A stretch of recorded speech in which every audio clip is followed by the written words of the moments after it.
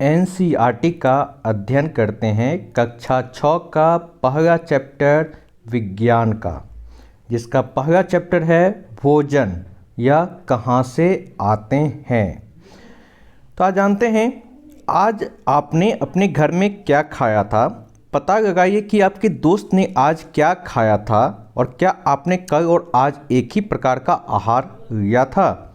क्या यह सत्य है कि अलग अलग समय में हम भिन्न भिन्न प्रकार के आहार लेते हैं। इसी के बारे में आज इस चैप्टर में अध्ययन करेंगे।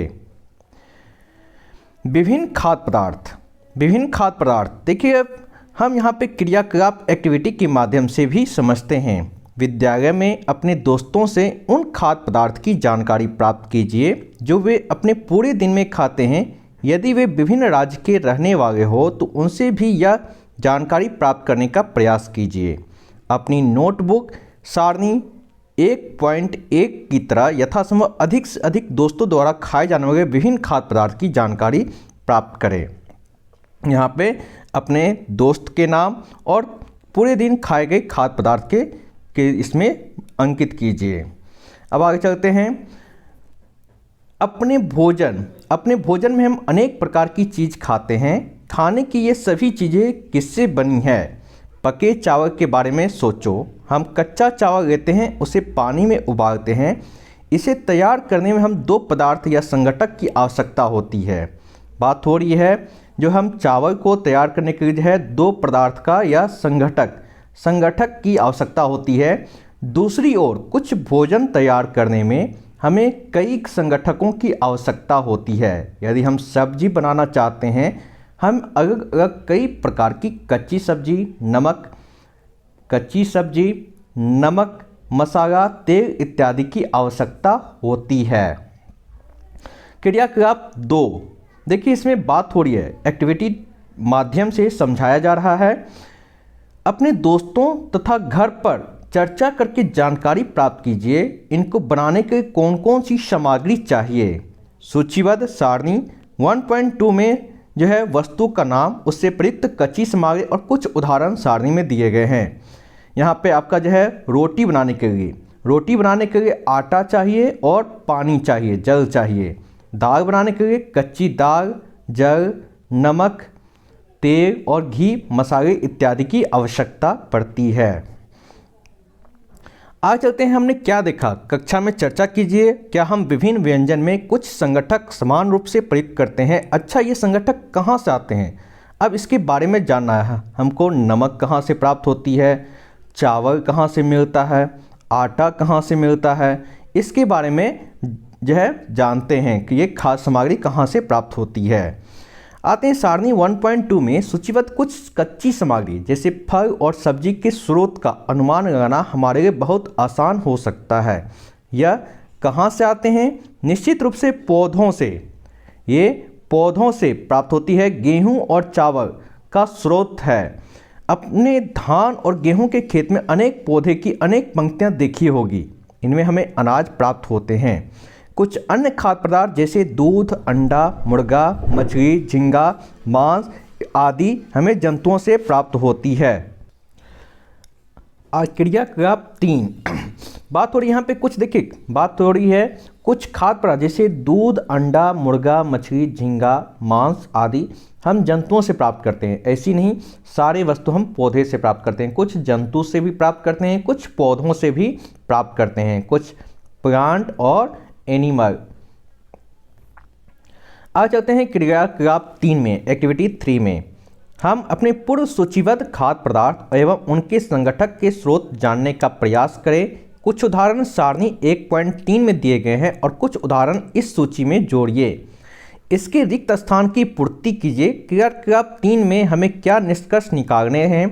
पौधे विभिन्न खाद्य संगठक जैसे कि अन्न, सब्जी तथा फल इत्यादि के स्रोत। जंतुओं से हमें दूध, मांस, अंडे और अन्य जंतु उत्पाद प्राप्त होते हैं। गाय, बकरी और भैंस दूध देने वाले कुछ समान पशु हैं। दूध एवं विभिन्न दूध उत्पाद जैसे मक्खन, क्रीम इत्यादि हमको जंतु से प्राप्त होते हैं। यहाँ पे आपका जो है खाद्य व्यंजन, संगठक जिससे बने और उनके स्रोत। तो देखिए इडली जो होता है उसको बनाने के हमको क्या क्या कच्ची सामग्री चाहिए, तो चावल चाहिए, उड़द का दाल चाहिए, नमक चाहिए और जल चाहिए। और ये सारी सामग्री हमको किससे प्राप्त होती है, तो पौधों से प्राप्त होती है। ठीक है। चिकन करी, देखिए चिकन हमको चिकन चाहिए कच्ची सामग्री, मसाला चाहिए, तेल चाहिए, जल चाहिए। देखिए चिकन जो होता है हमको जंतु से प्राप्त होता है, मसाला जो होता है हमें प्राप्त होती है पौधों से, और घी जंतु से और तेल पौधों से प्राप्त होती है।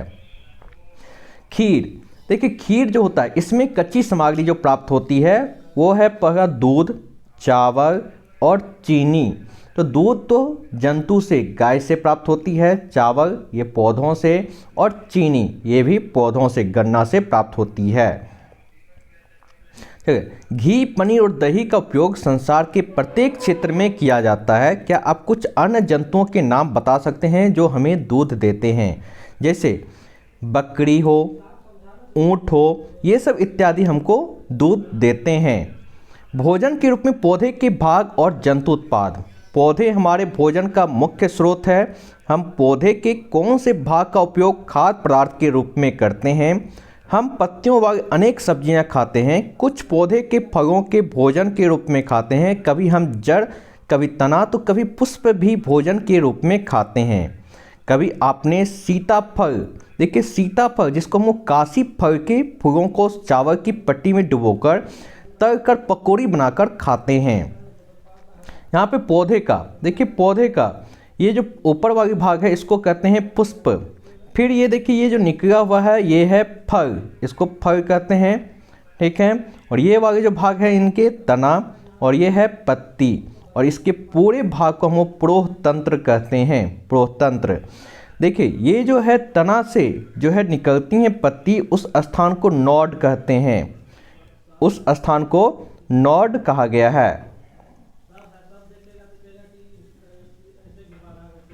नोड कहते हैं। और ये जो है ये नोड और एक मुख्य जो है भाग से जो होते हैं उसको हम इंटरनोड कहते हैं। और यहाँ पे जो है दो जो बीच वाले जो भाग होती है उसको कलिका कहते हैं। यहाँ पे ये मुख्य अध्ययन हो गया। नोड किसे कहते हैं, इंटरनोड किसे कहते हैं, कलिका किसे कहते हैं। अब जड़ के भाग को आते हैं। ऊपरी भाग को प्राथमिक मूल, नीचे वाले भाग को द्वितीयक मूल, और इसको हम मूल तंत्र। तो मेरे प्लांट को दो भाग में, एक प्रोतंत्र और दूसरा मूल तंत्र। भोजन के रूप में पौधे के भाग और जंतु उत्पाद। पौधे हमारे भोजन का एक मुख्य स्रोत है। हम पौधे के कौन से भाग का उपयोग खाद्य पदार्थ के रूप में करते हैं। हम पत्तियों वाले अनेक सब्जियां खाते हैं। कुछ पौधे के फलों को भोजन के रूप में खाते हैं। कभी हम जड़, कभी तना तो कभी पुष्प भी भोजन के रूप में खाते हैं। अब यहाँ पे अध्ययन करेंगे कुछ पौधे के दो या दो से अधिक भाग खाने योग्य है। कौन कौन से पौधे हैं जिसके दो से अधिक भाग खाते हैं। किसी का फल भी खाते हैं और किसी का पत्ती भी खाते हैं। जैसे उदाहरण में देखिएगा सरसों के बीज से हम तेल प्राप्त होता है और इसकी पत्तियां का उपयोग हम साग बनाने में करते हैं। तो सरसों से हम तेल भी प्राप्त करते हैं और इसकी पत्ती से साग भी जो हम खाते हैं। तो दो चीज़ यहाँ से प्राप्त होता है, तेल और साग। आज चलते हैं, क्या आप केले के पौधे के विभिन्न भागों के बारे में सोच सकते हैं जिन्हें हम भोजन के रूप में लेते हैं। क्या आप किसी अन्य पौधे के बारे में सोच सकते हैं जिसके दो या दो से अधिक भाग खाए जाते हैं। अब यहाँ पे क्रियाकलाप है। देखिए सूचीबद्ध सभी खाद्य पदार्थ में से उन संगठकों को छांटिए जिनका मुख्य स्रोत पौधे हैं। ये पदार्थों के किन भागों से प्राप्त होते हैं। इन खाद्य पदार्थ और पौधों के भागों को सारणी 1.4 के अनुसार सूचीबद्ध कीजिए। यहाँ पे बैगन का भरता। देखिए बैगन का भरता के हमको क्या चाहिए, बैगन चाहिए, स्रोत में बैगन चाहिए। फिर मिर्च मसाले के रूप में जो है चाहिए। और ये जो है इसका पौधे का जो भाग है, तो बैगन क्या है, तो पौधे का जो है फल है। फिर इसमें देखिए तेल, मूंगफली, सरसों, सोयाबीन या किसी अन्य पौधे से जो है ये बीज है। तो ये सब संगठक है, स्रोत है। अब आगे चलते हैं। क्या आप जानते हैं कि शहद कहाँ से आता है या कैसे उत्पादित होता है। क्या आपने एक मधुमक्खी का छत्ता देखा है। जहाँ बहुत सी मधुमक्खी भिन भिनाया करती है। मधुमक्खियाँ फूलों से मकरंद मीठे रस एकत्रित करती है और इसे अपने छत्ते में भंडारित करती है। फूल और उनका मकरंद वर्ष के केवल कुछ समय में ही उपलब्ध होते हैं, अतः मधुमक्खियाँ इस मकरंद का भंडारण कर लेती है ताकि पूरे वर्ष इसका उपयोग किया जा सके। हम ऐसे छत्तों में मधुमक्खियों द्वारा भंडारित भोजन का शहद के रूप में उपयोग करते हैं। ये मधुमक्खी अपने लिए साल भर वर्ष में यूज करने के लिए अपना संग्रह करती है।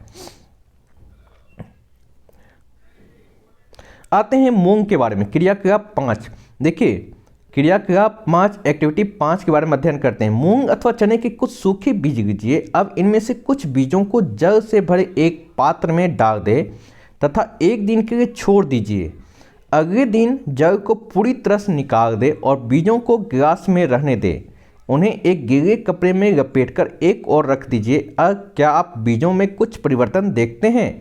उसमें हमको दिखाई देता है एक सफ़ेद सफ़ेद संरचना दिखाई देती है। बीज से बाहर निकल आती है। यदि हाँ तो बीज अंकुरित हो जाती है। यहाँ पे देखिए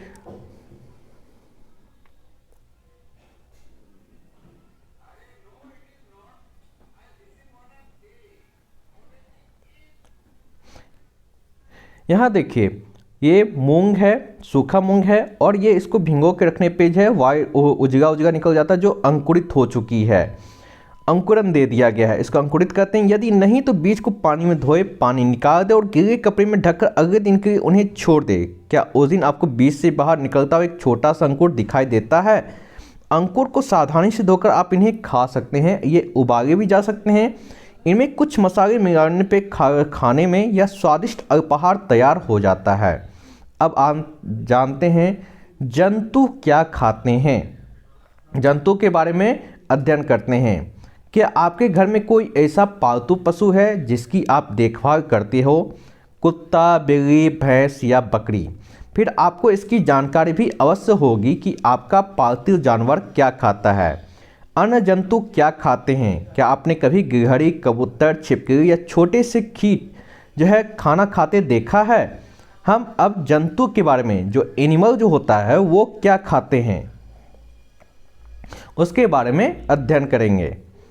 तो देखिए क्रियाकलाप 7, यहाँ पे पहले क्रियाकलाप 6 पे आते हैं।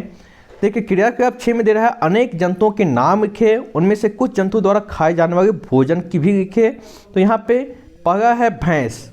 देखिए भैंस क्या खाते हैं। भैंस जो होता है शाकाहारी होता है। ये घास, खली, भूसा, अनाज, पत्ती इत्यादि का सेवन करते हैं। जो बिल्ली होते हैं छोटी जंतु, पशु पक्षी या ये करते हैं, दूध का सेवन करते हैं। अब आपको चूहा, शेर, बाघ ये सब के बारे में देना है, ये सब क्या क्या खाते हैं। अब क्रियाकलाप 7 में आते हैं। देखिए 1.5 को ध्यान में से देखिए और इसके जंतुओं के 3 वर्गों में विभाजित कीजिए। पहले वर्ग में केवल उन जंतुओं का नाम लिखिए जो केवल पौधे और पादप उत्पाद खाते हैं। इन्हें शाकाहारी जंतु कहते हैं। यहाँ कुछ जंतु ऐसे हैं जो दूसरे प्राणियों को खाते हैं, इन्हें दूसरे वर्ग में रखते हैं और इन प्राणियों को मांसाहारी जंतु कहते हैं। हम देखिए यहाँ पे 2 प्रकार के जंतु को बांटा गया। एक है शाकाहारी, दूसरा है मांसाहारी। तो हम 2 भाग में बांटते हैं। तो देखिएगा जो है कुछ ऐसे जंतु को जो जानते हैं जिनका भोजन पौधे और जंतु दोनों ही होते हैं, इन्हें तीसरे वर्ग में रखे जाते हैं जिसको कहते हैं सर्वाहारी जंतु। एक शाकाहारी जंतु, मांसाहारी जंतु और सर्वाहारी जंतु। अब इनकी सारणी है, जैसे देखिए गाय, शेर और कौवा। तो गाय को शाकाहारी में रखते हैं, शेर को मांसाहारी में रखते हैं और कौवा को सर्वाहारी में रखते हैं। और ऐसा कोई जानवर है जो सर्वाहारी में रह सकता है तो यह है भालू। देखिए भालू को भी हम लोग सर्वाहारी में रख सकते हैं। आते हैं, हम जानते हैं कि हमें बहुत से ऐसे लोग हैं जिन्हें पर्याप्त भोजन नहीं मिलता है। हम ऐसे उपाय खोजने की आवश्यकता है जिनके द्वारा देश में अधिक खाद्य उत्पादन किया जा सके। यही पर्याप्त नहीं होगा, बल्कि हम ऐसे भी उपाय खोजने चाहिए जिनसे यह सुनिश्चित हो कि भोजन हमसे प्रत्येक को आसानी से उपलब्ध हो सके। ये कक्षा 6 का पहला चैप्टर था, विज्ञान का, समाप्त हुआ। धन्यवाद।